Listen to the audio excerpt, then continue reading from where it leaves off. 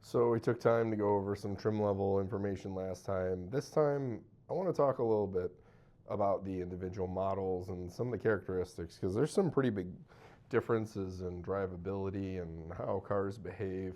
And I don't know that everybody takes some of the smaller things into consideration, like how they're going to interact with the car on a daily basis or if it even is a daily basis.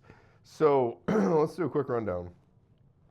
If you're going to trailer a car, one thing I left out the other day, front end lift helps a ton if you're going to trailer a car. Not everybody's going to. I know only like 4% of people track them, but keep it in mind. Now, the downside to that is if you have a car that can be lowered, Z51 or Z06, ZR1, E-Ray, you need to put different perch mounts on the front for the springs. So it's not as easy to lower if you have a front end lift. But I will tell you, it makes life a whole lot easier if you have to run out 9 feet of ramps versus hitting a button and running up 7 foot ramps.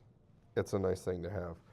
The other thing is, what is your actual use for the car? Like, you can lie to anybody, just the only thing I ask is when you're looking at this thing, don't lie to yourself. The Stingrays and E-Rays are really super easy to drive. This is a car you can put anybody in, and they might not know the difference from it being an automatic. Um, Now, Z06 has some different drivability characteristics. Doesn't make as much low end torque. I can tell you firsthand, putting one on a trailer is a bit more challenging just because of how it engages. It engages at a higher RPM. It does kind of the same thing in traffic. Our DCT, I would say, it's wonderful. It's a world class transmission. It's more dependent on the engine how these things behave. So the transmission has to essentially, ride the clutch out a little bit more to get the car to engage with the appropriate, when it gets to the appropriate point where it makes enough torque to get going.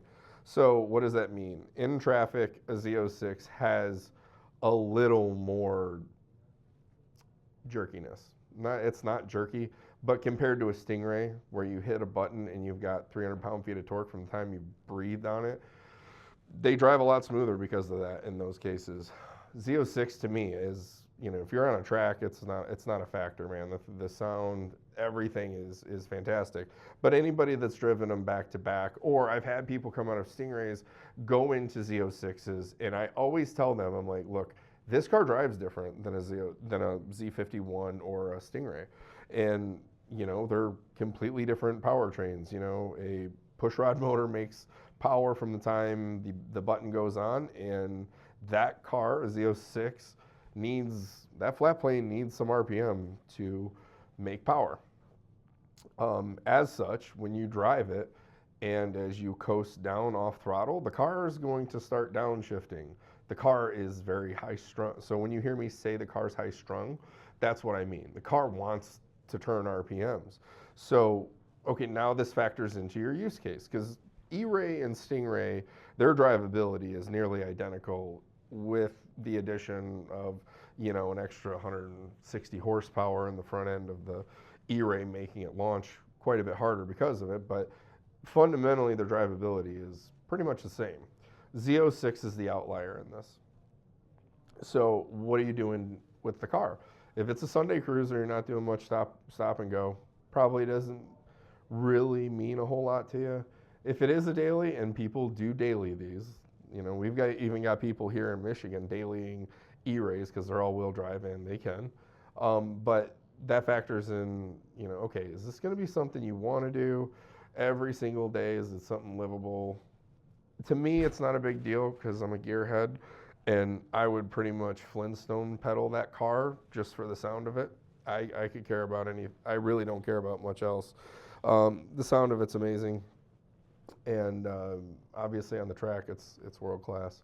But think about these kinds of things. The flip side is too, I've had people that jump into a track car as a Z06 and they've never driven anything else. And it's like, I was talking to one of my customers today, it's like 670 horse. That's like a ton of power. The car puts it down really, really well, deceivingly well, actually. And that maybe that's a problem, that it's so good people don't realize it. But I tend to fade towards like, I mean, if you've never done anything like that, man, Stingray is an ultimately capable platform.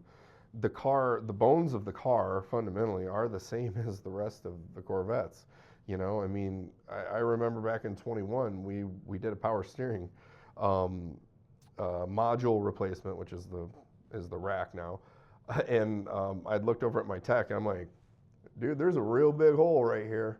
And then we looked at the spindles and saw that there was a pass through into the hub that was splined. And we just looked at each other. It's like, yeah, okay. So this was made to have something large here with a drive axle. I mean, it became very apparent.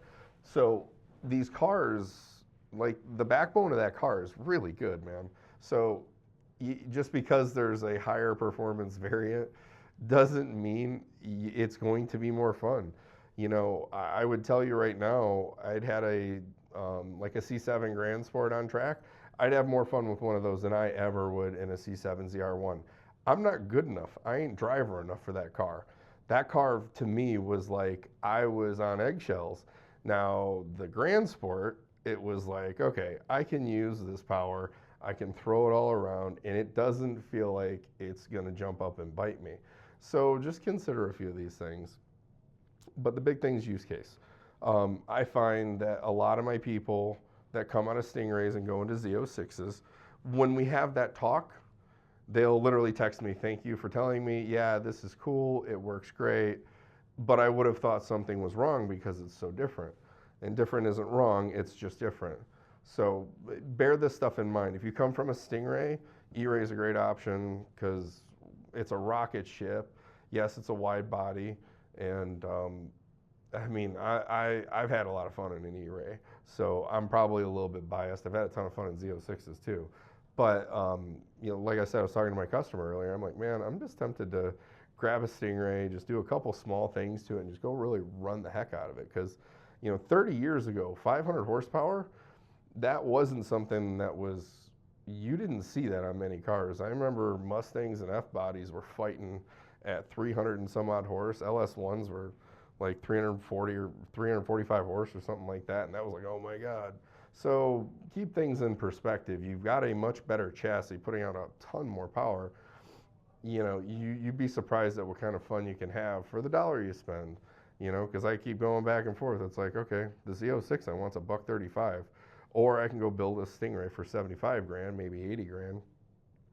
Buy a used one like a 23 or 24, throw a few bucks in it, and I probably got more car than I'll ever need. So just consider these things. It's kind of like the old, it's not even fitting anymore, but it used to be the old slow car fast. Well, now the slow cars are fast. So, and then it's like ridiculous cars are way faster. But think about a couple of those things. And again, the trim levels, like I can walk you through that stuff, and it's really not that big of a deal. But just a couple things to kind of think about. Another thing is, if you want a car for the spring, yes, there's inventory on lots. We're pretty well sold down. I've got 30 cars coming in, so tell me what you guys would want. Do you guys want like an updated sheet that just shows like inbound cars I have available? Would you guys jump on that stuff?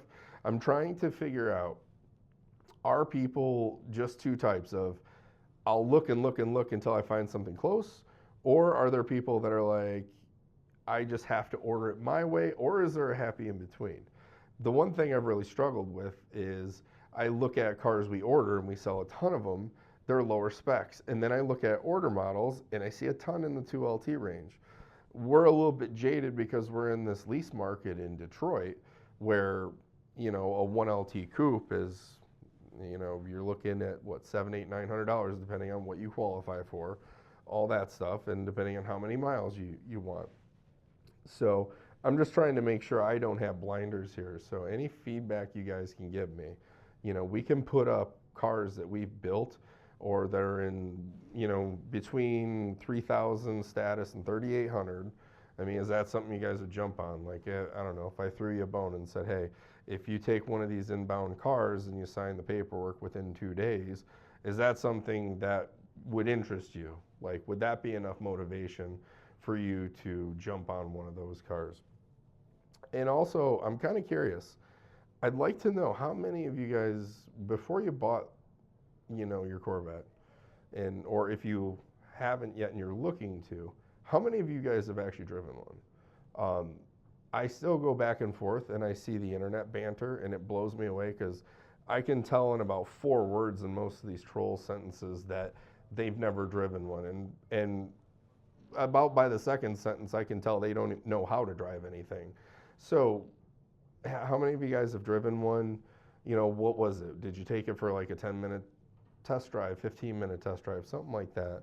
I'm just genuinely curious. We're looking at doing things here to set things up differently. And, my thoughts are do whatever we can to make life easier for you guys, answer questions, stuff like that, because the default response anymore is going to the internet for everything.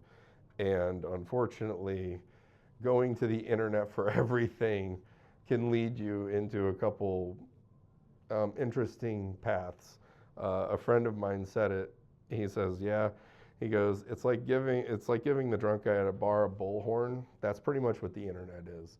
So you're going to hear all of those people, and you sometimes the noise drowns out the reasonable and/or experienced or both people that have pretty good inputs and insights. So we're just trying to learn what people's motives and processes are um, when they purchase one of these cars. Again, you can't go wrong with any of them. Some of them will suit your needs better than others. And I'd also like to know of the people watching, who of you go to the track?